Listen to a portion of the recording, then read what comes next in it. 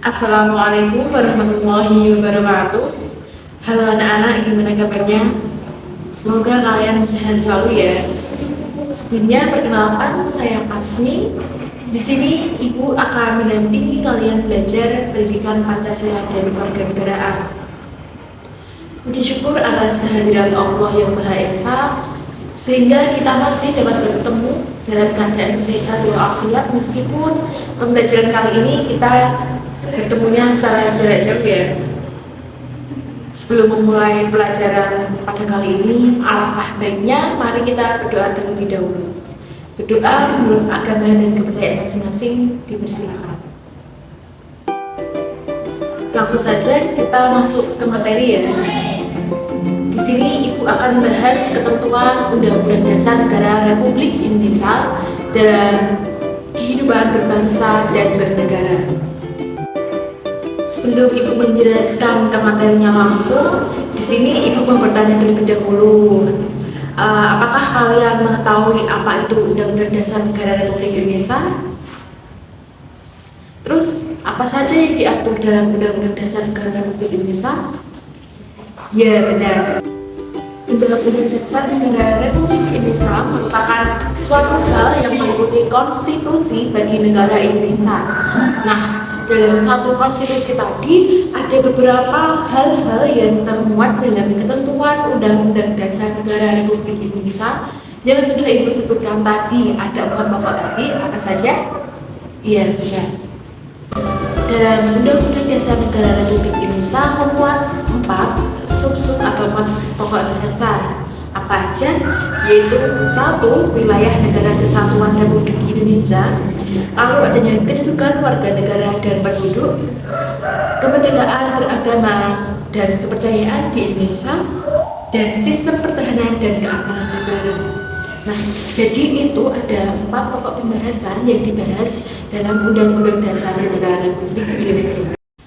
Baik anak-anak, di sini Ibu akan membahas satu persatu dari poin-poin yang Ibu sampaikan tadi. Pertamanya, Ibu di sini akan membahas mengenai wilayah negara Kesatuan Republik Indonesia. Wilayah negara Indonesia diatur dalam pasal 25A Undang-Undang Dasar 1945 yang berbunyi, Negara Kesatuan Republik Indonesia adalah sebuah negara kesatuan yang berbentuk Nusantara dengan wilayah yang batas-batas dan hak-haknya ditetapkan dalam Undang-Undang Dasar. Selanjutnya yaitu kita dapat memperoleh atau memetakan wilayah negara Kesatuan Republik Indonesia. Indonesia adalah negara kepulauan terbesar di dunia. Luas wilayah negara kita adalah 5.180.053 km persegi yang terdiri atas wilayah daratan seluas 1.922.570 km persegi dan wilayah lautan seluas 3.257 km persegi. Di wilayah yang seluas itu tersebar 13.466 pulau. Wilayah laut Indonesia dibagi menjadi 3 macam.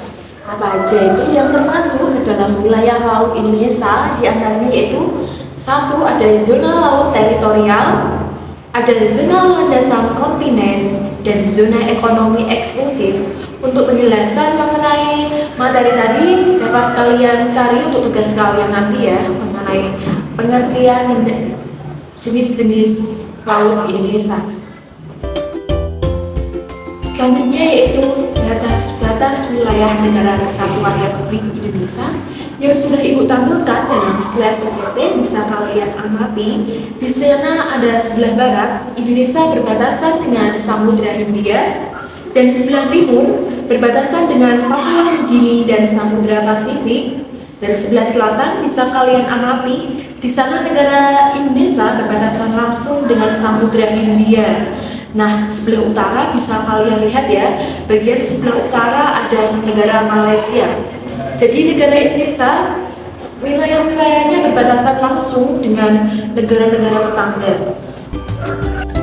Selanjutnya di sini Ibu akan membahas mengenai poin B, yaitu kedudukan warga negara dan penduduk Indonesia. Kedudukan warga negara dan penduduk Indonesia diatur dalam pasal 26 Undang-Undang Dasar 1945 Negara Kesatuan Republik Indonesia, di mana yang berbunyi yang menjadi warga negara adalah orang-orang bangsa Indonesia asli dan orang-orang bangsa lain yang disahkan dengan undang-undang sebagai warga negara. Ayat 2 yaitu syarat-syarat mengenai kewarganegaraan ditetapkan dengan undang-undang. Dalam pokok warga negara dan penduduk terdapat poin-poin, yaitu diantaranya ada status warga negara Indonesia dan asas-asas kewarganegaraan Indonesia dan syarat-syarat jadi warga Indonesia serta penyebab seseorang itu kehilangan kewarganegaraannya. Baik anak-anak, di sini ibu langsung saja ya bahas mengenai poin 1, yaitu status warga negara Indonesia. Status warga Indonesia dapat diperoleh dengan cara yaitu warga negara Indonesia adalah orang Indonesia asli dan orang Indonesia asing yang disahkan menjadi warga negara Indonesia. Jadi semua orang atau misalnya warga negara asing yang disahkan secara resmi oleh undang-undang, maka dia dianggap sebagai warga negara Indonesia. Poin kedua yaitu asas-asas kewarganegaraan Indonesia. Asas kewarganegaraan adalah dasar berpikir dalam menentukan masuk tidaknya seseorang dalam golongan warga negara dari suatu negara tertentu. Menurut penjelasan Undang-Undang Negara Republik Indonesia Nomor 12 Tahun 2006 tentang Kewarganegaraan Republik Indonesia dinyatakan bahwa Indonesia dalam penentuan kewarganegaraan menganut asas-asas sebagai berikut. Apa aja yang dianut dalam penentuan kewarganegaraan Indonesia? Ya benar. Di antaranya itu satu, yaitu adanya asas ius sanguinis, ius soli, dan asas kewarganegaraan tunggal, asas kewarganegaraan ganda terbatas. Nah, nanti tugas anak-anak mencari penjelasan mengenai pengertian atau penjelasan asas-asas tadi ya. Lanjut di sini ibu akan menjelaskan materi syarat-syarat menjadi warga negara Indonesia. Nah, kok bisa sih Bu? Jadi kita sebagai warga negara Indonesia apakah harus memenuhi syarat terdahulu? Iya, jadi kita sebagai warga negara Indonesia kita harus memenuhi syarat-syarat sebagai warga negara. Lalu syarat jadi warga negara itu apakah mudah? Nah, di sini ibu akan menjelaskan ya. Penduduk asli negara Indonesia secara otomatis dia adalah warga negara Indonesia. Sedangkan orang bahasa dari asing dia boleh berhak menjadi warga negara Indonesia asalkan melalui proses-proses yang dilaksanakan terlebih dahulu ya, yang disebut juga asas naturalisasi. Nah, di sini menurut dalam suatu ketentuan proses permohonan itu dinamakan dengan kewarganegaraan atau naturalisasi. Naturalisasi itu dibagi menjadi apa sih Bu? Nah, naturalisasi itu dibagi menjadi dua, yaitu naturalisasi biasa dan naturalisasi istimewa. Ketika kita sudah melaksanakan naturalisasi yang sudah ketentuannya sudah diatur dalam Undang-Undang Dasar tentang warga negara, maka orang asing yang sudah melakukan naturalisasi tadi dia sudah resmi menjadi warga negara Indonesia. Dalam proses naturalisasi tadi ada syarat-syarat tertentu yang kita biasanya itu membayar uang untuk kas negara, itu salah satunya. Untuk nanti bisa anak-anak cari sendiri ya untuk tambahan materi yang ibu sampaikan. Selanjutnya yaitu ke poin 4, yaitu penyebab hilangnya kewarganegaraan Indonesia. Lalu kok bisa sih warga negara bisa kehilangan kewarganegaraannya? Apa saja yang menyebabkan seorang itu kehilangan kewarganegaraannya? Nah, penyebab hilangnya kewarganegaraan Indonesia antara lain disebabkan oleh satu, memperoleh kewarganegaraan lain atas kemauannya sendiri. Jadi warga negara yang dia atas kemauannya sendiri beralih menjadi warga negara asing maka dia secara sah dia sudah tidak diakui lagi menjadi kewarganegaraan Indonesia. Yang kedua yaitu tidak menolak atau tidak melepaskan kewarganegaraan lain. Pada asas ini biasanya itu terjadi pada seseorang yang memiliki kewarganegaraan ganda. Jadi seorang yang memiliki kewarganegaraan ganda harus memutuskan memilih salah satu kewarganegaraan ketika dia sudah dianggap dewasa, biasanya berumur minimal 17 tahun. Selanjutnya yaitu masuk ke dalam dinas tentara asing tanpa disertai izin dari presiden. Seorang warga negara Indonesia yang dengan mengikuti tentara asing tanpa izin dari presiden, maka dia diputuskan dia keluar dari warga negara Indonesia karena dia sama saja tunduk dan patuh kepada peraturan warga negara asing dan lain sebagainya yang ibu belum jelaskan. Mungkin anak-anak nanti bisa mencari contoh yang banyak mengenai penyebab hilangnya kewarganegaraan Indonesia. Materi selanjutnya yaitu kemerdekaan beragama dan berkepercayaan di Indonesia. Kemerdekaan beragama di Indonesia diatur dalam pasal 28E, pasal 28I, dan pasal 29 ayat 2 Undang-Undang Dasar Negara Republik Indonesia tahun 1945. Di antaranya yaitu setiap orang bebas memeluk agama dan beribadat menurut agamanya, memilih pendidikan dan pengajaran, memilih pekerjaan, memilih kewarganegaraan, memilih tempat tinggal, wilayah negara dan meninggalkannya, serta berhak kembali. Negara menjamin kemerdekaan setiap orang memeluk agamanya masing-masing dan untuk beribadah menurut agamanya dan kepercayaannya itu. Jadi negara memberikan hak kebebasan bagi warga negaranya untuk memeluk agama yang diyakininya.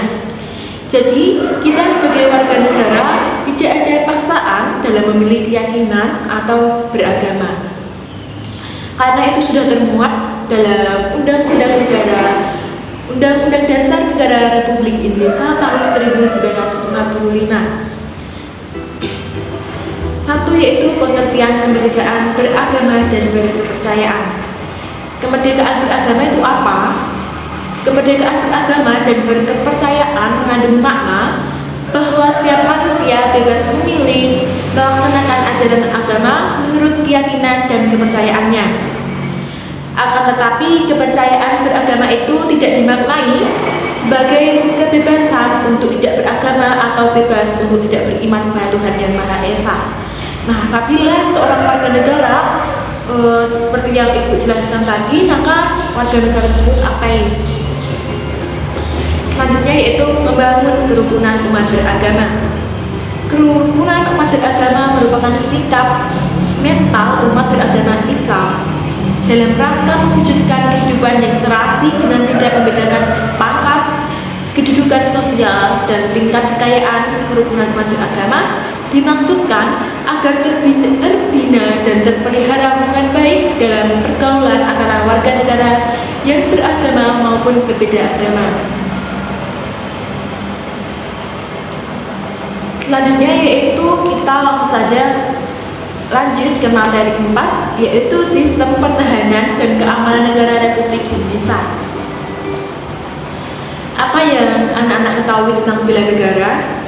Apakah kalian masih asing dengan istilah bela negara? Saya rasa kalian sudah tidak asing lagi ya dengan apa itu istilah bela negara. Sistem pertahanan dan keamanan negara Indonesia diatur dalam pasal 30 Undang-Undang Dasar Negara Republik Indonesia tahun 1945 yang berbunyi, tiap-tiap warga negara berhak dan wajib ikut serta dalam usaha pertahanan dan keamanan negara.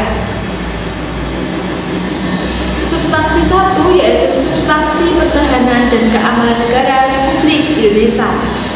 Sistem pertahanan dan keamanan yang dikembangkan adalah sistem pertahanan dan keamanan rakyat semesta dengan TNI dan Polri sebagai kekuatan utama, sedangkan rakyat sebagai kekuatan. kekuatan pendukung. Apa sih Bu maksud dari kalimat ini? Jadi dalam negara Indonesia, Undang-Undang Dasar Negara Republik Indonesia yang berperan sebagai kekuatan utama pertahanan dan keamanan yaitu TNI dan Polri. Lalu apa peran rakyat? Peran rakyat dalam pertahanan dan keamanan yaitu sebagai kekuatan pendukung, misalnya kita dalam aktif dalam usaha bela negara.